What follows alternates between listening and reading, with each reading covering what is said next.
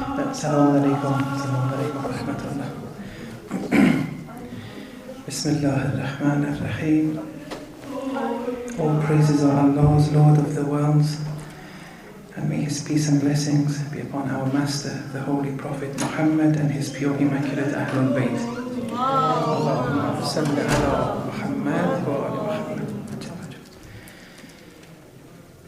So yesterday we reached the last of the 4 different perspectives on Raj'at. This is a position which is specific to Ayatollah Hassan Zada only. No one has said anything in this regard, in such a manner. No one's ever explained Raj'at in this way. It's something specific to him. And the reason I'm mentioning it, unfortunately I won't be able to explore it. Not that we didn't have time. I'm not able to do it because he hasn't been, giving speeches for the last 15 years. And he's never defended this position. He's just described it. He hasn't provided an analysis in relation to this position on the theme of Raj'at. So I can only describe it to you. But as I said yesterday, describing it entails a number of other features. Those features are good to know also. I mean, along the discussions that we're having, interesting points will arise. Now, where we ended up last night was with the verse Inni ja'ilun fil ardi khalifa. Recall when Allah said to the angels, He said this, Allah is saying this, Inni, chapter 2 verse either 30 or 31. Inni, I assign on earth a khalifa, a successor. I will describe the different meanings of successor. There were 2 main ones. But the point was, in this sentence of Allah, we said since it's a nominal sentence, it starts with a noun, and the present participle is used. Here, looking at it from a syntax point of view, a nahwi point of view, this statement, as a result of its structure, starting with a nominal sentence with a present participle, it indicates constancy, permanency. And also this ja'ilun, this assigning of a successor, is attributed to Allah, His essence. Inni, I assign a successor on earth. So it's something which is essential to Allah, irrespective of how other people behave or what they do. Allah will always assign a successor on earth. That's where we left it, because some of Allah's attributes depend on our actions. If we do bad, then He punishes us, and so on and so forth. But some actions are essential to Allah. They always emanate from Him. Namely, this attribute of assigning a successor. So we said, as long as Allah was, is, and will be, He's always assigning a successor. Then we ended with this statement that since pre-eternity until post-eternity, there will always be successors. That's where we ended off last night. And I said we're going to explore this inshallah today with 1 or 2 other elements. Since it's the last session and there's quite a lot to finish, you have to bear with me tonight inshallah.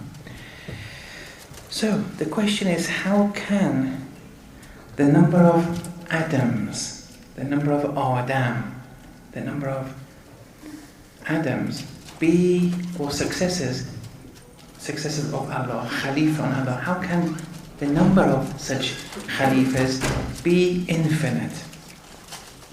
Now, this discussion has traditions from the Ahlul Bayt to help us and guide us through it.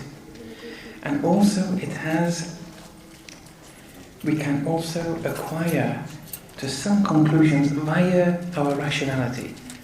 I.e., rationality-wise too, we can come to this conclusion with the aid of the traditions buttressing it, that there are an infinite number of atoms. Okay, thank you. So we'll start off with the number of traditions first and use them as proof, and then to support this conclusion we'll use rationality, inshallah. Now, this part and most of what I'm going to say in this lecture is related to what Mustafa Khomeini has written in his tafsir. As I said, his tafsir is 5 volumes, each volume 1,000 pages, and with these 5,000 pages he only covered up to verse 40 of chapter 2 of the Holy Quran. Just before I start, just in case for those who weren't here, this fourth position is this, that the return of a new cycle of people, a new cycle of prophets, a new cycle of imams, after this cycle becomes extinct, that new coming, that returning of new prophets, not the same prophets, new imams and everything, that is called Raj'at, according to Ayatollah Hassan Zadeh. And that's his last position. He's in favor of the Mithali Raj'at too. And he may even justify aspects of the physical Raj'at, but this is his final position of Raj'at. And unfortunately, since he hasn't really opened it up, I'm not in the position of defending it, because it's not something which he's really gone into. He hasn't been challenged, or he hasn't responded to those who have challenged him as to why this should be the Raj'at. When we have all those 600 traditions, it's very difficult to defend it. But when Ayatollah Hassan Zadeh says it, there must be something in it. Okay, Imam Baqir alayhi salam, in one tradition said, I have to pay attention now here, because these follow one after the other. There are 3 pivotal points here to take from this lecture. At least try and take one of them, if not all 3. قد انقضى قبل آدم الذي هو أبونا ألف آدم أو أكثر. Before Adam, our father, 1,000,000 or more Adams have become extinct. See? Adam was the first human being of our cycle. But there were previous cycles. In the same way there'll be future cycles. If you remember Ibn Sina's, what he said. These are all these different cycles are divided by physical resurrections, where physical events will happen on the surface area of the earth. It doesn't have to be the earth. It may be another place too. In one tradition says, in 1,000,000 different places, alam, different realms, different cosmoses. These are all possible. To get to the bottom of it is very difficult. But that doesn't concern me. The place doesn't concern me here. There were 1,000,000 Adams or more before our Adam, alayhi salam. So there were different cycles of people. Our Adam at best is 7 to 10 or 7 to 12,000 years ago. But before that there were another cycle of people. Before that was another cycle of people. Before them, and separating these different cycles is resurrection of the physical time, not spiritual time. Those who have passed away 100,000 years ago, 200,000 years ago, 1,000,000 years ago, they're in the heaven and hell now.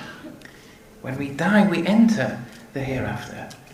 On death, that's spiritual qiyamah. Physical qiyamah, something happens physically to the earth or the place of residence of the people of that given cycle. Go back.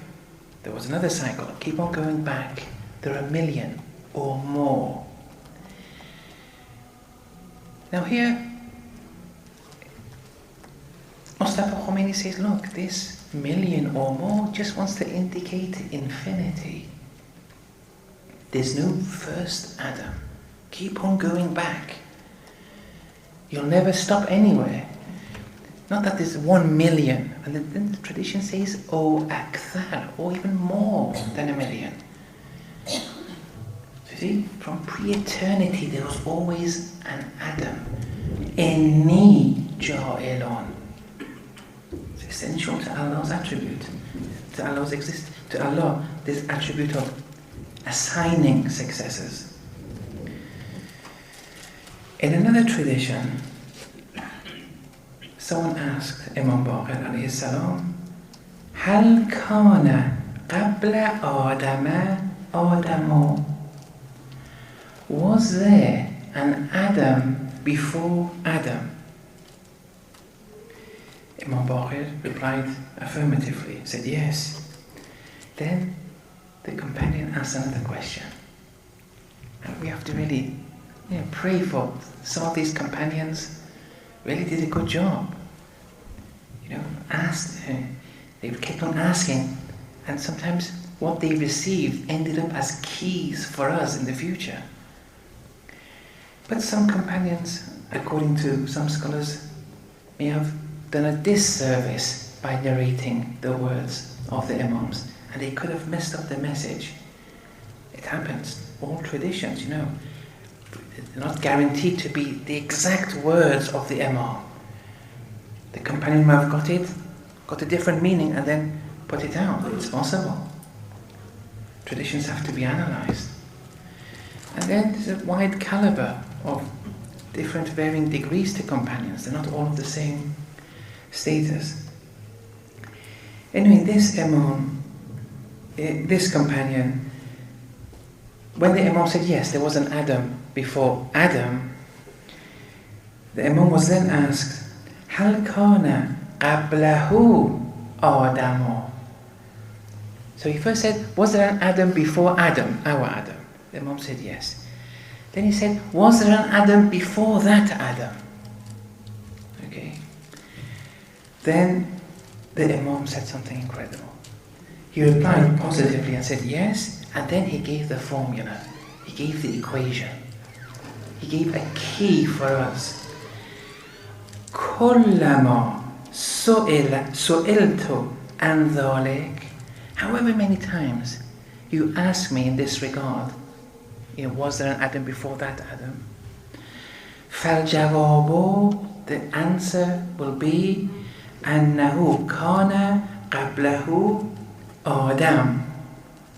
However many times you say, and was there an Adam before that Adam? I'll say yes, there was an Adam before that Adam. However many times, no, this is infinite. Go back. There's no beginning.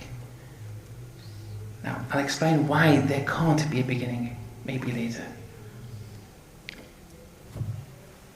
So this also indicates the continuity of Adams and the untraceability of it. You can't trace the first Adam.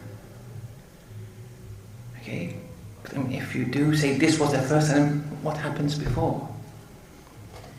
If you say nothing, well, inni ja'ilun, you're limiting one of Allah's essential attributes. If you limit one of Allah's essential attributes, then something theoretically becomes possible. There's an other existent which can be ja'il and assign successors forever without having a start. And that would be higher than the Allah that you believe in. So you have to be careful sometimes. But then we encounter, and all this is in Mustafa Khomeini's tafsir that I'm relating this to you. Then we encounter a tradition of the Holy Prophet. Now this is incredible. And how Mustafa Khomeini gives a commentary of it. Now you may not agree with the commentary. I'm just giving you a description of what the scholars are saying. But Mustafa Khomeini was big. He was a mujtahid in fiqh and usul at a very early age. And everyone was saying that he's going to continue his father's line in fiqh. But he was martyred by Saddam, most probably. And this tafsir is a very good piece of work. I mean, that 5 volumes I was speaking about. I've never seen a tafsir like that. And then in that tafsir he approaches the question of evolution, which I mentioned to you last night. See, this was almost 40 years ago. I still am yet to see someone really open up evolution as it should be, instead of having a bias and thinking that the Quran is putting only this one line forward.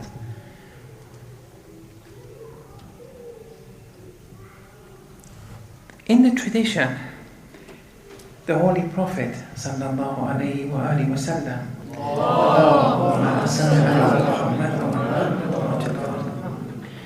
someone came to him and said, "Who's your father?" So he answered. I said, "Okay, who's his father?" And he kept on continuing with this. And then he kept on going, maybe I think 20 fathers down the line. And the person would keep on, and who was his father? And who was his father? When it reached Adnan, one of the ancestors of the Holy Prophet, when it reached, now if it had gone a few steps back, they would have reached Adam alayhi salam. But on reaching Adnan, the Holy Prophet prohibited him in asking further questions in relation to what happens after Adnan, who the father is. Because he was keep on asking. Here, Mustafa Khomeini is of the opinion that, this was so important I actually noted down the Arabic here. He said, وَلَعَلَّهُ, maybe, لِلْإِيمَا, this tradition is alluding to this fact, أَنَّهُ لَا يَنْتَهِي إِلَى حَدٍ, that it will never terminate at any place. It will keep on going. There's no end point. وَإِلَى شَخْصٍ لَا يَكُونُ وَرَاءَهُ شَخْصٌ آخَرٍ, and it won't end with a person, there being no other one before that person. There's no end. Keep on going back. There's always been an Adam. There's no starting point. Okay, now 2 points exist here. Both are adhered to by Sayyid Mustafa Khomeini, but only one of them is unanimous amongst the Urafa.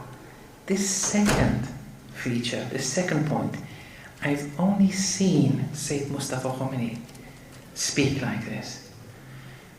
It's not a position I've seen other scholars even, begin to explore. The unanimous point that everyone agrees with amongst the Urafa, including Sayyid Mustafa Khomeini, is that there's no limit to the number of Adams, and there's no first Adam which can be traceable. And we'll prove this rationality-wise in a minute. But the controversial point is whether or not there's a biological link between these Adams. So our Adam, was he a product of a procreation of the previous cycle? Therefore, the link there. And then the first Adam of the previous cycle being a result of the previous cycle. Is there a biological link? This is not a common perspective, because the overwhelming majority said Adam was created from earth, and there's no rational impediment to that. There's no problem whatsoever in accepting that. Especially today with genetic engineering and everything, it's easier even to absorb such truths. Anyway, this is something which is specific now to Sayyid Mustafa Khomeini.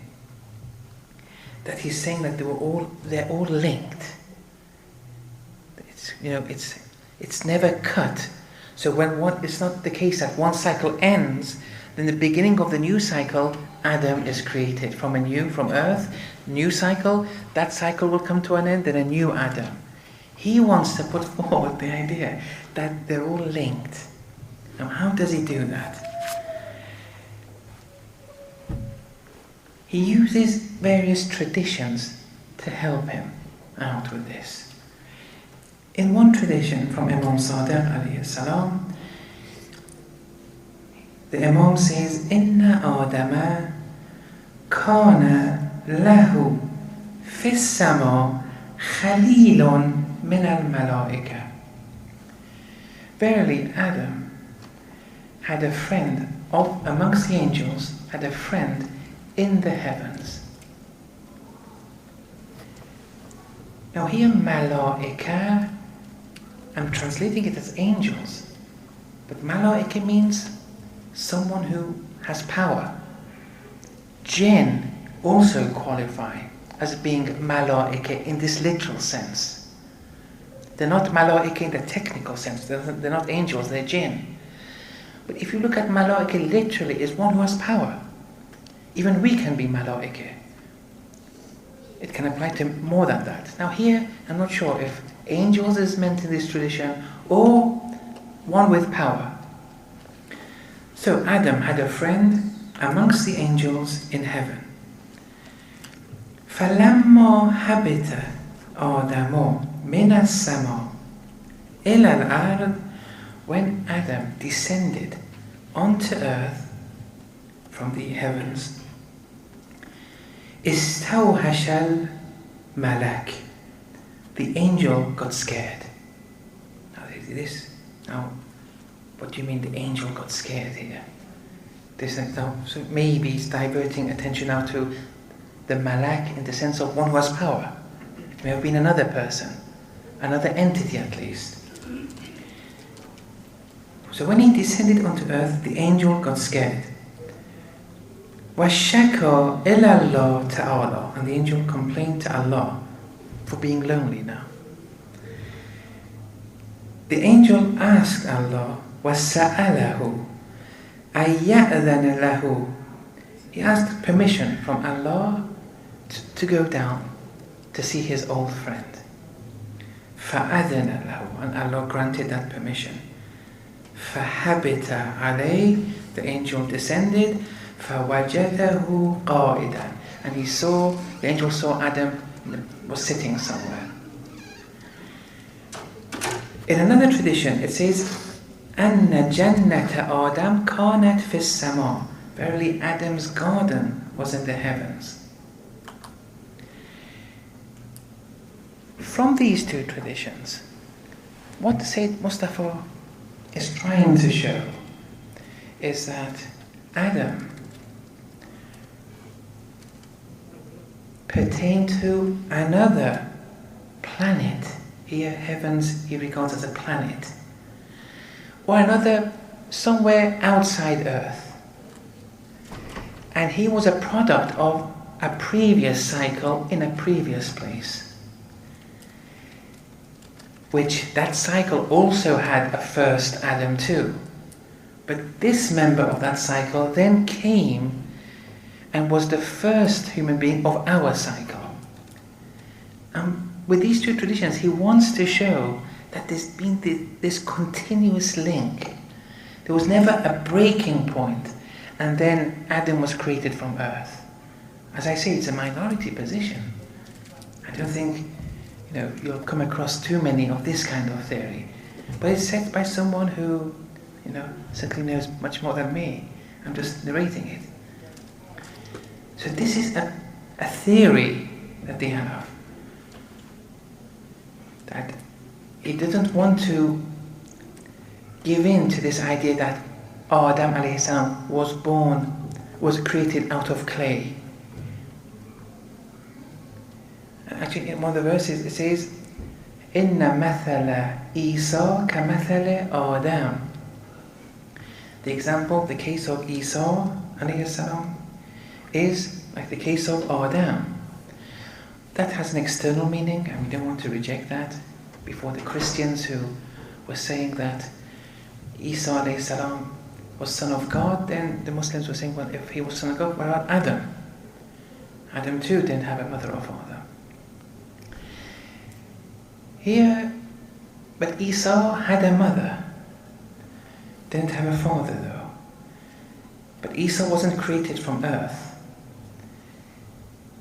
Directly at least.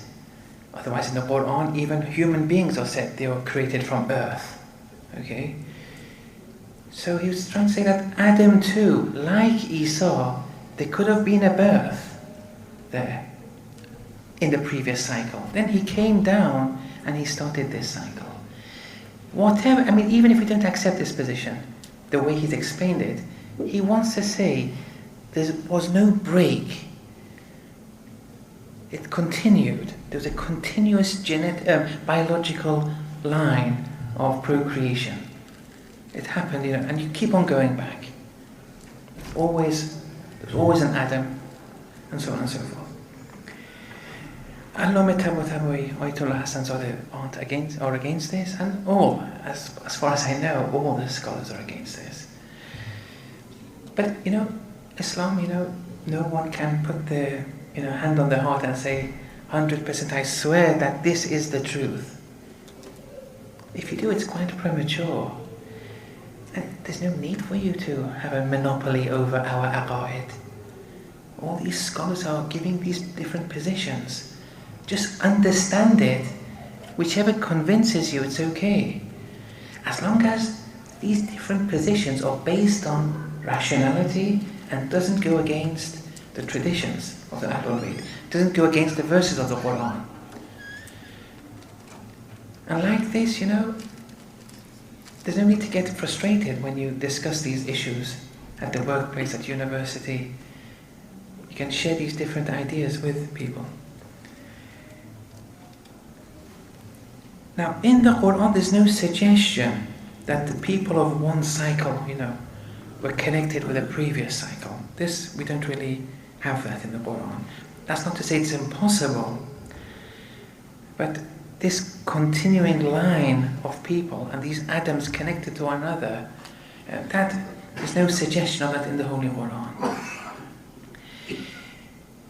And if we see bodies, excavated, and these bodies being of more than 10,000 years ago, which was the start of our Adam, and then they see that they have this genetic commonality with our genes, that's okay. I mean, there are other ways to explain that.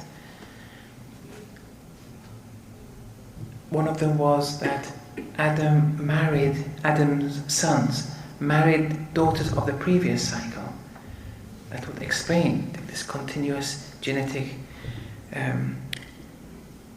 denomination between the different people. But in any case, the fact is that the Adams from pre-eternity existed, and there'll be Adams forever, because Allah will always assign as long as He is, which is always. And that's something which is agreed upon. But the difference is how. The majority say there is a breaking point, and then there is a new Adam for every cycle. Now someone may come to Sayyid Mustafa Khomeini and say, look, you're saying that there's a link here, and since pre-eternity there's always been Adams, and there's a continuous link between these different Adams. There's no breaking point. They're saying, if you say this is people who are challenging Sayyid Mustafa Khomeini's position. They believe that there must have been a first Adam, at least for every cycle. But they say there has to be a first Adam. Not the way you say that the number of Adams since pre-eternity existed and there's no end. They say, look, there has to be a first Adam. Because here, Sayyid Mustafa Khomeini and the Urafa, they say there's no end, and they got it from the traditions. Some people aren't convinced that those traditions are indicating this fact. So they say to Sayyid Mustafa Khomeini, because he has this dialogue in his tafsir, they say, look, you say there were Adams since pre-eternity, but we say there has to be at least a first Adam. Because if there's no first Adam, this last Adam wouldn't have come to be. You would be falling into the trap of tasalsul, regression. So there has to be a first Adam at least. Now here, this argument is used in relation to the existence of God too by philosophers. You say, what is the cause of A? You say B is the cause of A. Then you say, okay, what's the cause of B? You say, okay, this B, the cause of B is C. So what's the cause of C? You say D. If this doesn't end somewhere, that A that you started off with would never be realized in the first place. Because it keeps on going back, keeps on going back. If it keeps on going back, that leads to regression, and that's impossible, supposedly, this tasalsul. Because if it keeps on going back, there's no ultimate cause that then starts the chain and lead to the production of A. You just keep on going back. So when is A going to be realized? They use this in relation to Allah subhanahu wa ta'ala. So they say, since we see existence and things created, it must end somewhere in a causeless entity. Somewhere where it ends, and that is Allah. Although it's something, it's not correct, this argument. I'll explain in a minute why. But they say but they use it for the proof of the existence of God here. They say that has to end somewhere, that causeless entity, and that we call Allah. That argument they say tasalsul, regression is impossible, so it has to end somewhere, otherwise A wouldn't have come to be. The same with the atoms. They say it has to end somewhere. There has to be a first atom eventually. You have to end somewhere, otherwise this atom wouldn't be.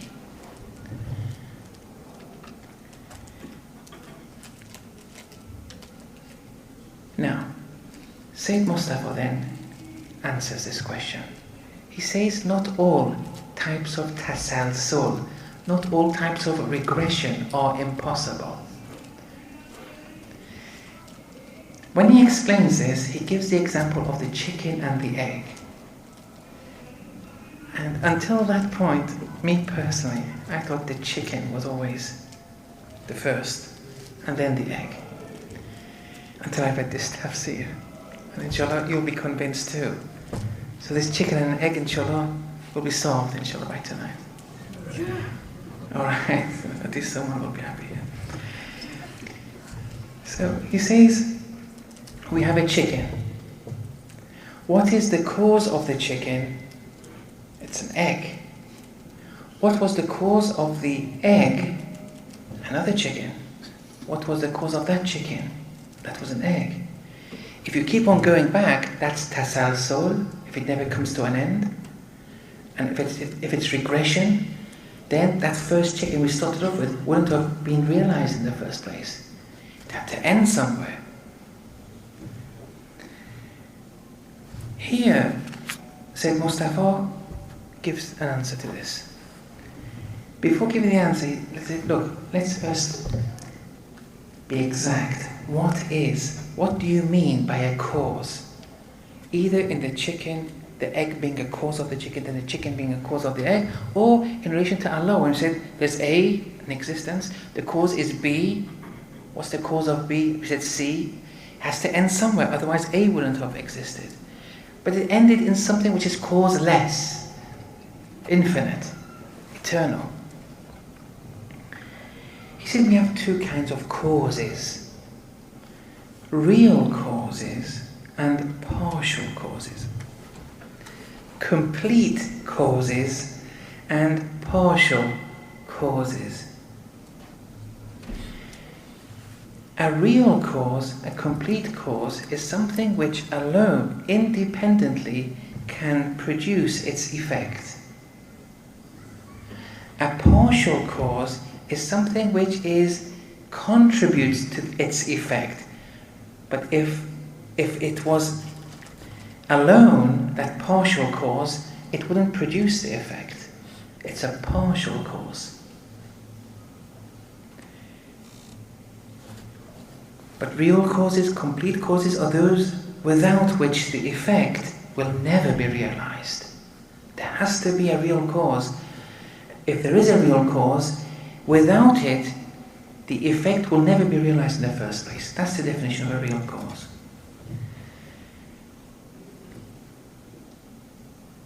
We say cutting is the knife is the cause for cutting, or fire is the cause to burning.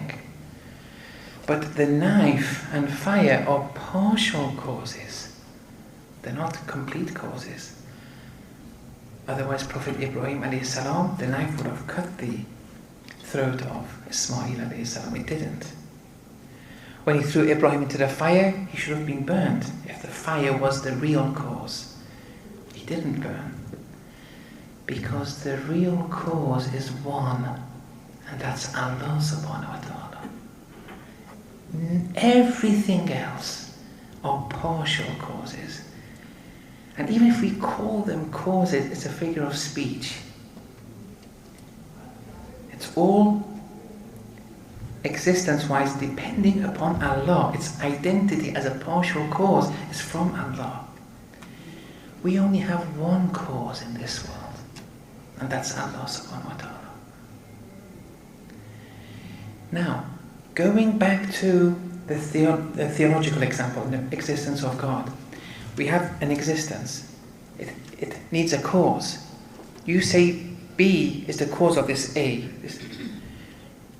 What they mean when they give those arguments is that B is the true cause of A, and then C is the true cause of B, and this has to end somewhere.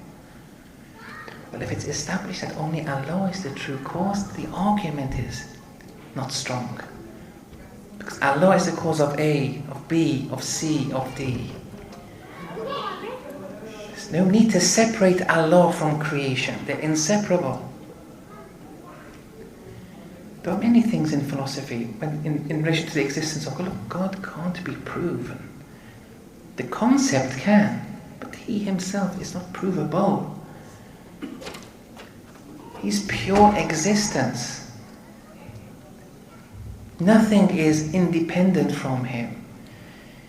It can only be proved if spiritually, if you acquire unity with Him. Otherwise, the concept, rationality-wise, He's proved. Philosophically, He's proved. That's a concept you've proven. You haven't proven the real thing.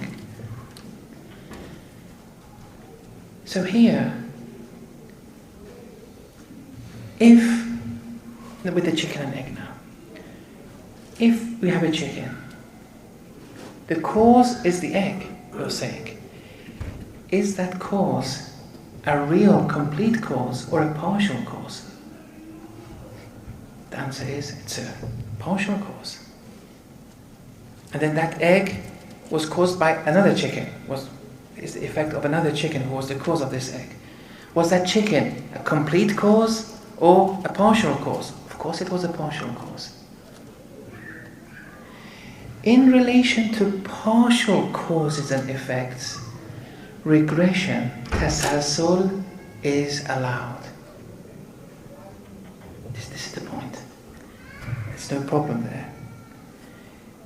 Because with these partial causes and effects, it's all within the jurisdiction of an all-eternal cause, one cause, which is from pre-eternity existed to post-eternity. And since this one entity, Allah subhanahu wa ta'ala, existed from pre-eternity to post-eternity, everything under that jurisdiction are partial causes. And since Allah is pre-eternal and post-eternal, these partial causes within that dependence upon Allah can also be pre-eternal and post-eternal. I'm not sure if I was able to convey that.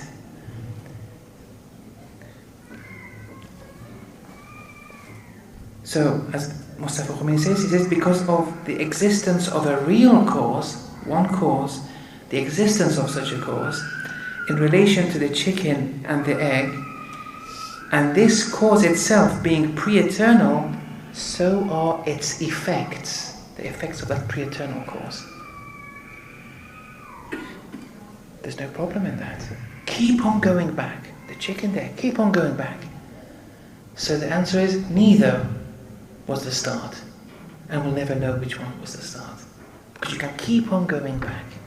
The chicken, egg, keep on going. Pre-eternally. And even post-eternally too. Where it will stop, we don't know. Why? Because that's the nature of Allah. And therefore it will be the nature of the effects of Allah. The manifestations of Allah. Okay. So that was another point. Now, going back to the creation question of creation. Here, there's no doubt as to how the children of Adam and Eve were conceived. There's no problem there. But there is a difference of opinion here between how the grandchildren were conceived. And there are two positions here, which I'll be discussing. There are maybe others and say the same thing or different things, but I'll be focusing between these two. Not that these two have ever confronted one another on this issue, but using their works separately. I've put it in this narrative here. Allama Tabatabai is of the belief that the children of Adam and Eve, the brothers and sisters who were children of Adam and Eve, they married one another. Because there was no one else there. And if they didn't marry to produce, then that would have been an end to mankind very quickly. And we'll discuss what he says and how he justifies it in a minute. Ayatollah Hassanzadeh, his students have attributed this to him. I haven't seen this in any of his books though, but I've seen 3 of his students. I've been taught by them, and they have all given the same account as Allama Hassanzadeh Amuli, saying that when Adam was created, there were other people also who were created, not procreated. But Adam was the first. So there's no, as far as I'm concerned, there's no evidence in the traditions on this. But there's no rational impediment to such a theory, especially when it comes from such a person. The reason he wants to put this forward, that at the same time there's an Adam who was created from earth, not procreated. There were other people too who weren't prophets, but they were created, not procreated, is because he can't accept the idea. This much he has written. He doesn't accept the idea of brothers and sisters marrying. Ayatollah Hassanzadeh has a problem with this. Allama Tabatabai accepts it. Looking at the issue superficially, here, although I have the utmost admiration towards Ayatollah Hassanzadeh, and most of the things I've been telling you, these two last time and this time, are his thoughts, his things, and I think this time we have to side with Allama Tabatabai on this issue. It does look like this is more probable, that the brothers and sisters marrying. But then how are we going to answer the question of incest? And that, we'll come to that in a minute. Why does Allama Tabatabai believe this? As I say, no one can say 100% this is the truth. There's nothing in the Quran, nothing in the traditions which really give this idea of which idea is 100%. We can't do that. If we could, well, all the scholars would have said so. There wouldn't have been any difference of opinion. There's a verse which Allama Tabatabai alludes to show that we were all from Adam and Eve, and therefore the brothers and sisters had to marry, that we are products of that. Ya ayyuhan nas, O mankind, ittaqu rabbakum, have taqwa before your Lord which alladhi khalaqakum min nafsin wahida, your Lord who created you, people in general, min nafsin wahida. Here nafs means substance. It doesn't mean the spirit here. It makes no sense. Spirit is mutually exclusive to the realm of matter. physical realm of existence. We created you, and nafs has this meaning of being a substance too. If you look in the books of the lexicons of old, we created you from a single substance. وَخَلَقَ مِنْهَا زَوْجَهَا. And from that single substance which we created Adam from, we created his mate. وَبَثَّ مِنْهُمَا. And we scattered from those two رِجَالًا كَثِيرًا وَنِسَاءً. Numerous men and women. Allama Tabatabai says in the Quran, it says وَبَثَّ مِنْهُمَا. We scattered them from those two. Allama in Al-Mizan says that the Quran doesn't say وَمِنْ غَيْرِهِمَا, and from other than those two. Okay, the Quran doesn't say it, but this doesn't mean that it's not possible though. But the point is, and this is just something just to note, that here it says from those two.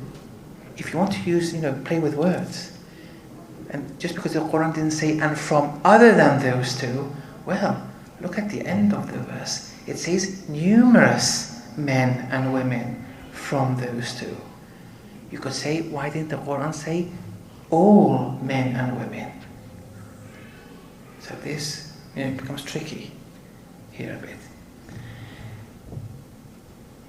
Anyway, the Quran here is not in a position, it never is. The Quran isn't there to explain how creation started or ended. It's not there. That's not the agenda of the Quran.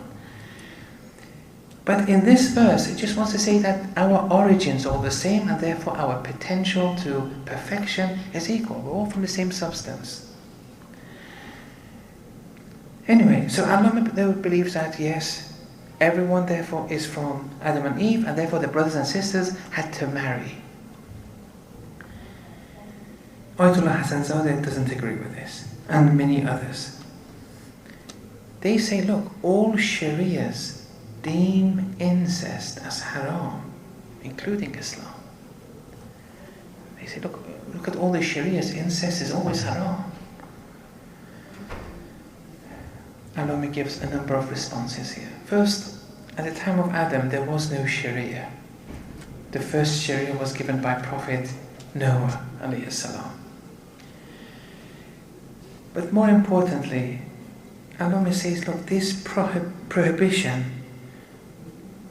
of incest is a legislative ruling, not a takwini ruling. Now this is important also to understand these terms.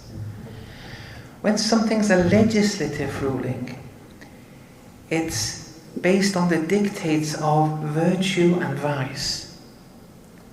Okay, on the best interests of the people. They're given, legislated certain rules in the best interest of those people. It's for their own benefit. It's their own maslahat. It's for their own best interest. So something, when it's essential for your salvation, Allah says this is wajib, for example. If something is detrimental and you'll fall because of it, salvation-wise, Allah says this is haram. If it's neither here or there, but one is better, it becomes mustahab. We have makruh and so on and so forth. A takwini, a providential ruling, is when something isn't based on solely the best interest of someone. A takwini ruling is when something has a creative or a nature-based effect. So, drinking wine, for example, has a takwini, a natural cosmic effect. It makes you drunk. So when they say drinking wine is haram, this prohibition of drinking wine becomes a takwini ruling. When something has that harm in the system of nature and things in the natural world, it's a takwini ruling. And when it says it's haram, because of that effect, that natural effect, they say that prohibition is takwini, not necessarily legislative. So, Allama says this: the ruling that incest is haram is not takwini, it's legislative. It's based on the best interest of the people at the time. If evolutionary biologists come and then they bring all this data and prove that incest is takwini, i.e. it leads to harm, there's no need to panic or just calm down, everything's okay. Your religion will never be under attack. But if they do come and prove it, assuming they do, with the evidence, they can't prove that this incest is takwini in the first generation of people. They may, on the whole, and many generations down, say yes, this will lead to X, Y, Z side effects. But in relation to the first generation of people, no, that can't be proven. You'd need more for that. So, Allama Tabatawi says, what's wrong with claiming that some actions were permissible or mubah, once upon a time, and then became haram? Maybe the best interest can alter at times. And even in Islam, the way they sorted out the question of alcohol, the way they sorted out the question of how to punish various sins, or the question of slavery, they set one rule, and over time the ruling changed. It didn't come and change it from the very beginning. Or the question of marrying non-Muslims was allowed, then it was abrogated. These things happen. So here it would go something like this, according to Allama Tabatawi's position, that in the beginning, intermarrying, the brothers and sisters marrying one another, had to occur out of necessity. Otherwise mankind wouldn't have survived. So for that first generation of people, it had to occur first. And once this necessity was removed, i.e. now their children, now their cousins can marry, for example, in Islam, and that they would continue and everything, then once that would happen, then the prohibition, even if you want to call it the takwini prohibition, came into place and said, from now on, incest is haram. Although there was another cleansing, well, not ethnic cleansing, but a kind of cleansing with the story of Noah and the ark, because we believe that the whole earth was surrounded with water, only those 80 people survived.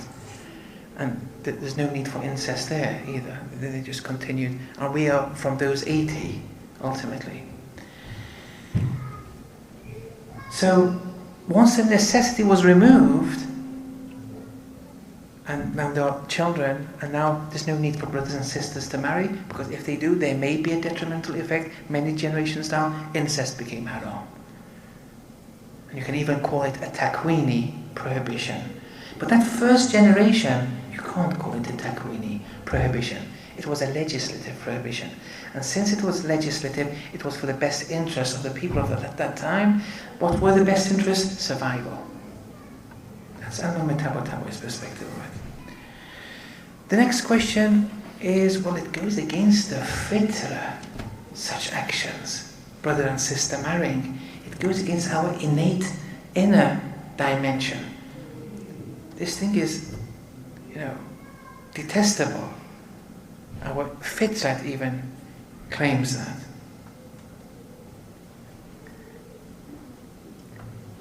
Here, Allama replies in such a manner, and I'm just translated it into English. He says, to say that a brother and sister marrying goes against one's fitra is not true. The fitra does not negate or abhor such an action merely because it's a brother and sister. Rather, if the fitra does negate or hate such an action, it's because of the fact that it leads to large-scale vice, which in turn inhibits the instinct of chastity within society, and the fitra hates that. not the mere sister, brother and sister. So this thread of breaking of the instincts of chastity within society was non-existent in the very beginning with Adam and the brothers and sisters, his children. That threat was non-existent. So there it would be justified according to Allah. But then after that, and many generations down, since the threat is legitimate, then it became haram. But there's no need to say, even for that first generation, it's an anti-fitrat thing. And there are traditions which do seem to support Al-Lami's position, but these traditions aren't mutawatir. They're not. It doesn't really lead to one's yaqeen here. I'll read one of them when Imam Rida alayhi salam was asked as to how procreation resulted from the time of the creation of Adam onwards. He said, Hamalat Hawa Habila wa ukhtan lahu fi batn. Hawa, Eve, gave birth to Abel and a twin sister in one pregnancy.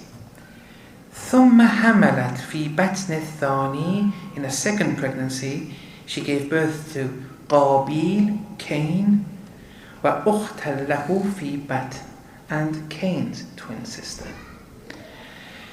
تزوج هابيل التي مع قابيل. Abel then married the twin sister of Cain. وتزوج قابيل التي مع هابيل, and Cain married that which was with Abel, i.e. the twin sister of Abel. ثم حدث التحريم بعد ذلك. Then prohibition was realized. It came into play, i.e. brothers and sisters marrying. And that's this tradition that they have. Okay.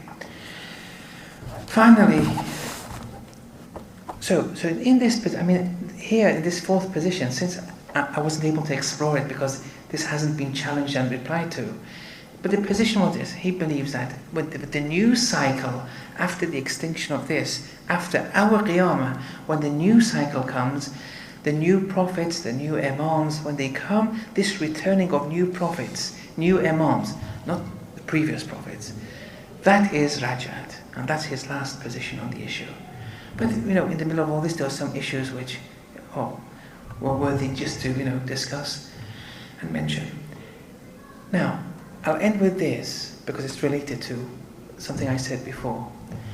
Remember in Sayyid Mustafa Khomeini's position, he said that the Adam of our cycle is linked biologically to the people of the previous cycle, whose Adam was linked biologically, i.e. a product of a kind of birth from a previous cycle.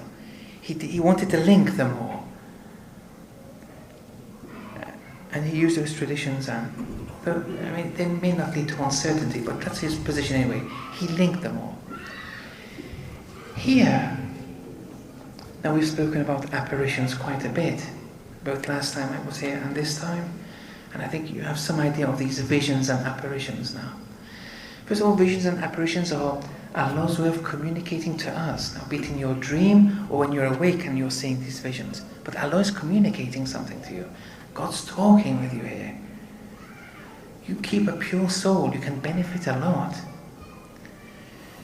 And the Prophet would always ask after, in the mornings when seeing his companions, did anyone have any dreams? What did they dream? Even outside dreams, when you're awake, you can have visions and apparitions. And he would sometimes evaluate, and then there was one companion who said, yes, I had this dream, and I saw heaven, hell, this and that. He said, oh, that's very good. You've acquired a stronger yaqeen than before. So visions and apparitions. Now, Ibn Arabi, in his Futuhat, it's incredible that he's had so many visions and apparitions of the prophets.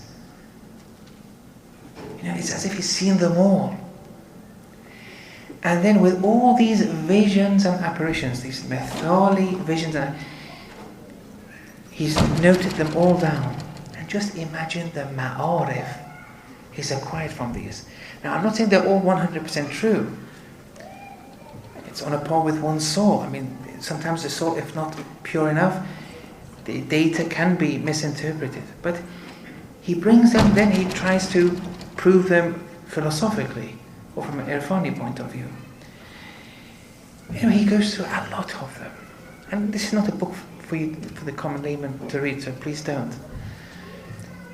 There was one scholar in Rome who came to me and said, "Why are you telling everyone to read Ibn Arabi?" I've never told anyone to read it. Actually, I'm saying don't read it. But I mean, after studying 10 years in the halls, having a strong scaffold, then maybe it's okay. But please don't, because when you tell people what I'm saying in the wrong way, then I have been attacked 2 or 3 times from people in home. So please, yes, observe at least for my sake. Ibn Arabi has all these visions and apparitions. One of them I'm going to share with you now, because it's in relation to this theory of Sayyid Mustafa Khomeini's, that continuous link.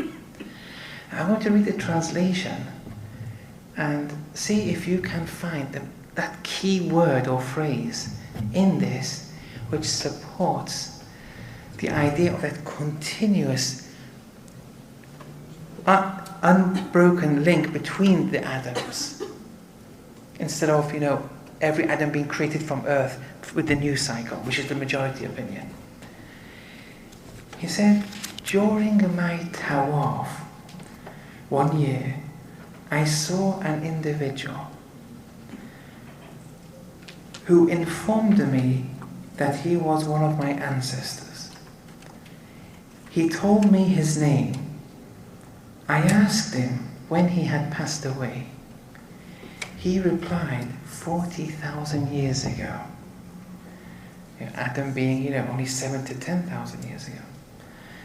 So I continued by asking him, that's why this was an apparition, not a physical thing. So I continued by asking him, because those who died even from previous cycles can appear before us in the Mithali realm.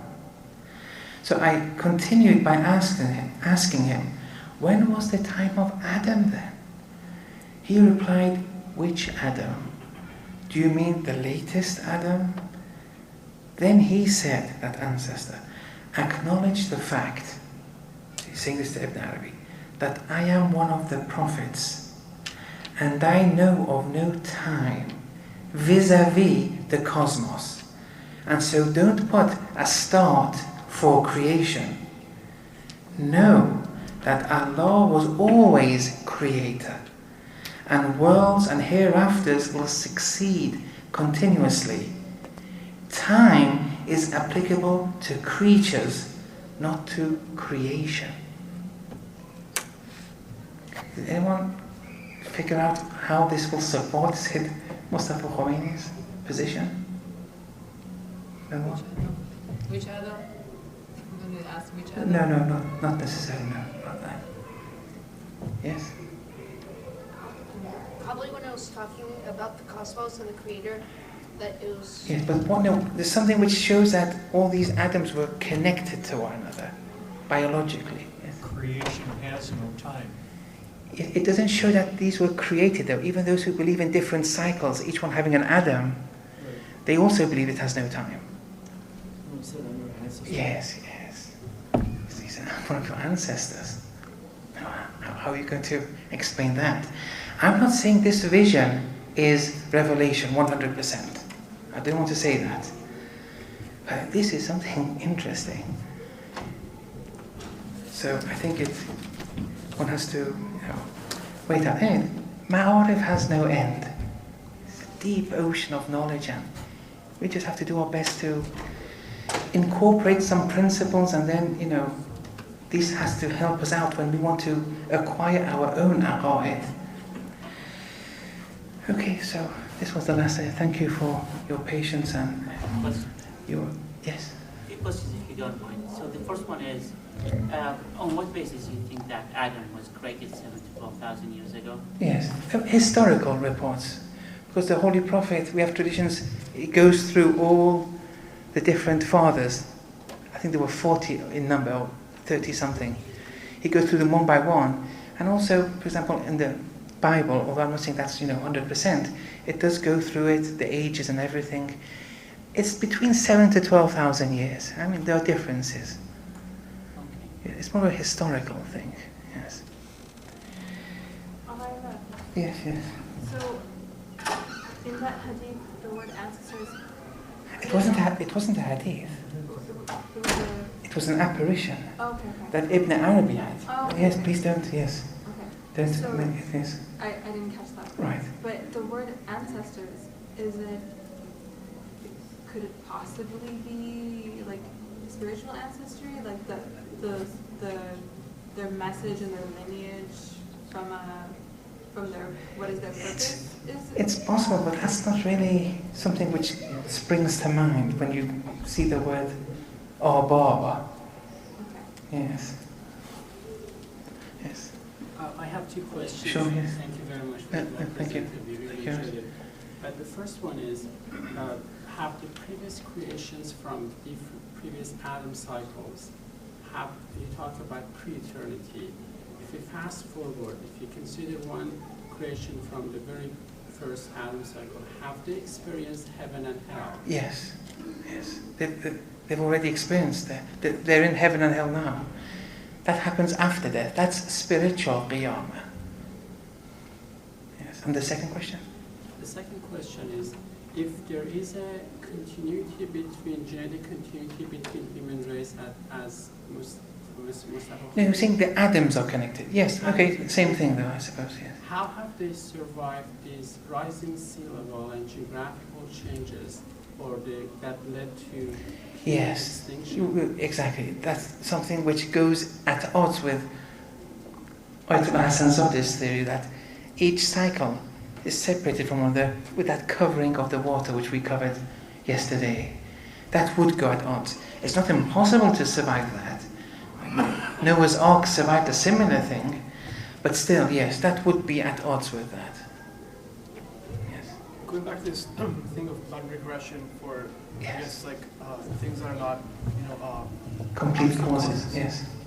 Now, correct me if I'm wrong, but isn't there, I think this was mentioned before as well, but isn't there a common view among scholars that there was a first creation? Which, if that is in fact true, then wouldn't that imply that at that point, when there was that first creation, there was no other creation? Yes, some people do. Some scholars accept it, and they say that first creation was created from nothingness. But some people don't. The question is, when you say there was a first creation, the question is, what happened before? If you say nothing, and then Allah created a first creation from nothing, some philosophers say that's impossible. Okay, but some theologians accept it. I mean, I can give names, but I don't want to think of names now. There are different opinions here. But there is one problem, though. If you believe in nothingness, first of all, that's one problem. Because the philosophers say it doesn't exist. You can't point to non-existence. Whatever is existence here. And also then, you are limiting your Allah when you assign a start to him. Because it's theoretically possible then that even before that, there is an entity which could be creating before that. It's rationally conceivable. And then, therefore, the Allah that you're having is limited in that sense. But anyway, these are discussions. I'm not saying we can say with 100%, and there are different opinions on this issue. I'll just take one question from you. Yes. My question is not related to this lecture. Like a couple of lectures ago, we had a discussion about creation and then how when a baby is created, embryo is created, and then you mentioned something about during, when it's growing, it has a vegetative soul, and then the soul arises, or ensoulment happens. Yes. Versus the soul coming inside. Yes. All of that. Right. Explain that ensoulment, that how a soul arises versus, I always believe a soul comes in a certain point during the embryo. Yes. But how? That's a very philosophical discussion. the last day and I'm very tired. But no one is saying that the spirit comes in the fetus, because the spirit is immaterial. The fetus is material. Something immaterial can't come into something which is material. That's not possible. There's an association starts at ensoulment. But before that, the fetus, which is physical, material, is evolving constantly. One part of the evolution of that material fetus, the evolution of matter, gives rise to something immaterial which did not exist before. If we say there was something already immaterial, and then with this fetus, which as an embryo had a vegetative soul, with its evolution, that vegetative soul grew and then became a human soul at 4 months. Here a number of problems may arise, because now we have 2 souls here. Because matter, that 4-month fetus, matter doesn't grow itself. It needs a spirit for it to grow. But we say when the embryo, that spirit was a vegetative soul, like what plants have. When we say something has a vegetative soul, we mean existence-wise, it depends on matter. Like in plants, you destroy plants, their soul, the source of their animation, ends. Whereas with human souls, even if they have a physical death and die, that soul is immaterial. So existence-wise, it doesn't depend on matter. It's immaterial. It continues. So here, we're saying, okay, if there was an immaterial soul before, this immaterial soul, we have to say, comes into association with this X month fetus which already has a soul, albeit a vegetative soul. Now here, how are we going to justify that association when it already has a soul? This is one problem that it's very difficult to do it. Now let's say we have 1 million souls in the waiting. Why should that soul come in this body? Why shouldn't another soul come in that body? There's no possible, preference for X. Let's say 1 million souls in the waiting, X, Y, Z, and so on. Why should X come in association with this? Whereas those who believe that the soul arises as a result of evolution of the matter, yes, that soul has an affinity with this body. It's come as a result of that evolution of that matter.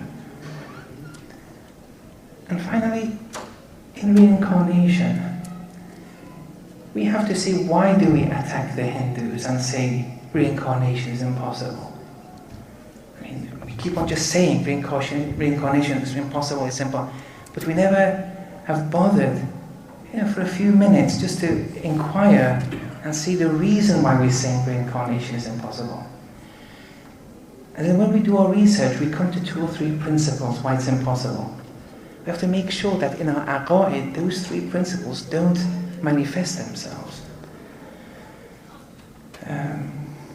So anyway, but as I say, there are some who believe that we were before. They just have to answer these questions. It's not a taqleedi issue.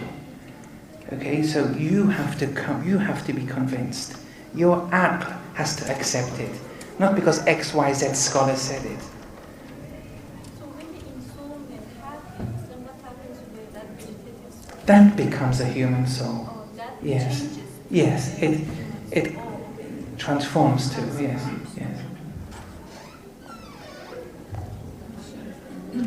A question. Yes. Today's lecture. Back to the chicken and egg Right. and the cycle of ABC going back to the, Right. So would it be wrong if we say, okay, at the end of, whenever you get tired of discussion, say, well, you believe in the concept of kon fayakun. I like that concept. When Allah says kon fayakun, so it happened. Yes. So would it be wrong to rely on that logic that... As the first creation, you mean with the chicken and egg, you say it was the chicken Say, well, or the egg. it could be either. It could be either, but Allah said kun fayakun and it was. Yes. Yes. So what happened before that? Well, Allah is the beginning of the creation. Yes, but Allah has no place or material. But what happened before that? No, I'm saying in relation to the chicken or the egg, which we're saying is the first thing, be it the chicken or the egg. It's material, it's physical. This physical entity, did it emanate from something physical, or are you saying it emanated from something, from nothingness? If we say it came from something physical, then it's the egg or the chicken again. If you say it comes from nothingness, you have to prove nothingness exists. And that's where the underlying difference is. If you believe there's such a thing in the external world of existence as nothingness, then yes, you can say there was a beginning, from nothingness something came. If you don't accept it, which many of the Urafa usually don't, it says they came from another matter, came from something else material. You keep on going back, never comes to an end, because Allah is pre-eternal. The whole creation of human, wouldn't that be, there was the beginning that Allah created Adam from earth? Yes, for our cycle, Ayatollah Hassan Saleh says, and Allah Metabotawi, so in every cycle, the first was, as you said, kun fayakun, from earth came to Adam. But it doesn't mean that he was the first human being. Before our cycle, which Adam was the first, there was a previous cycle who had an Adam. That came through kun fayakun too, no problem. And before that there was another cycle which came, had an Adam. They never end. Those cycles never end. That's the thing. So even there we won't be saying there's a first human being, because it never ends. Because Allah never ends. Pre-eternally and post-eternally, yes? Regarding what you just said about how there is no beginning because Allah has no beginning. Yes. So what is the connection between the material, the eternity of the material things which we're speaking of, and Allah? What is that connection? Because it's saying, what you're saying essentially is that the material is also Pre-eternal. Pre-eternal. Well done, well done. So then what is the connection between Allah and the material? Right.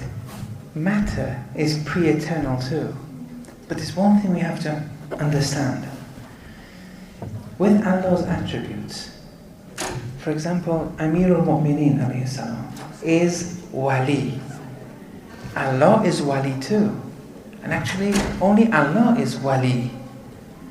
If we say Allah, Amirul Mu'mineen is wali, the wilayat isn't independent. It's dependent on Allah's wilayat. Otherwise, Amirul Mu'mineen is no one. His wilayat is from Allah. All of Allah's attributes are like this. Now, one of his attributes of Allah is qadim, which means pre-eternal. Matter also is qadim. Matter. This need not be pre-eternal, but matter is. It's always been. But that pre-eternity of matter is dependent, existence-wise, on Allah's pre-eternity. Now, you're saying, what's the connection between Allah and matter? Well, it has no beginning, matter. It always was. I mean, it doesn't come from Allah. It doesn't come from something immaterial, and it doesn't come from something which is non-existent. That's impossible. It always was. But still, that pre-eternity is dependent on Allah's pre-eternity. So neither is independent? No, Allah's is. Allah's pre-eternity is independent. But the matter's pre-eternity is not dependent. It's not independent. It's dependent on Allah's pre-eternity. See, these are important keys to understand. So when you debate with people, these will come into play a lot. Even for your own aqa'id, you have to come to these issues like, is there a beginning in creation? If you say yes, what happened before? Do we have anything such as non-existence? See, these are important.